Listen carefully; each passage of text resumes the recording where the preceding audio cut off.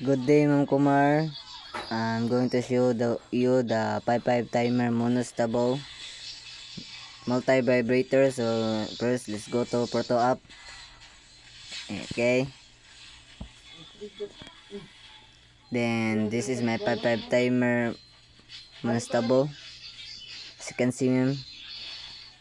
So Bratura single trigger pulse causes the output to go high for a predetermined time, then return to low regardless of the trigger's duration. This mode generates a single time limited pulse in response to each trigger.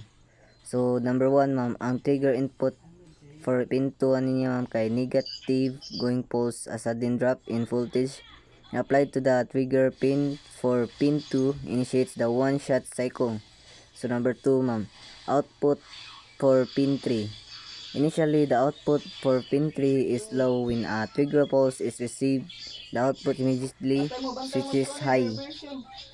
So number 3, ma'am, mao ni siya ang timing capacitor niya, ma'am. Makita naman niya, ma'am.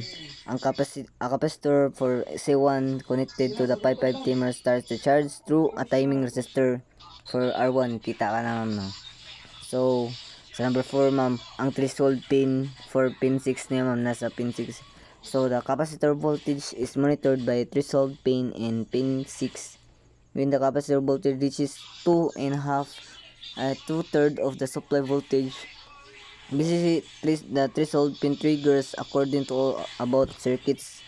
So number 5, ma'am, the output returns to low. So when the threshold is reached, the output for pin 3 returns to low and the capacitor discharges through discharge pin for pin 7 according to all about circuits. So number 6, ma'am, kay the 55 timer is now in its stable state, ready to be triggered again by a new negative going pulse. So ang key features na ko niya, ma'am, sa one shot mode niya, ma'am, kaya single pulse output niya, ma'am.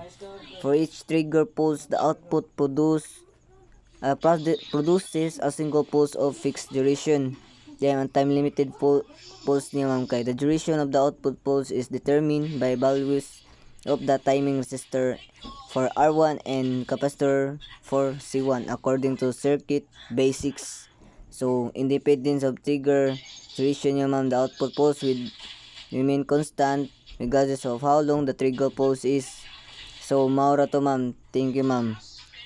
And God bless.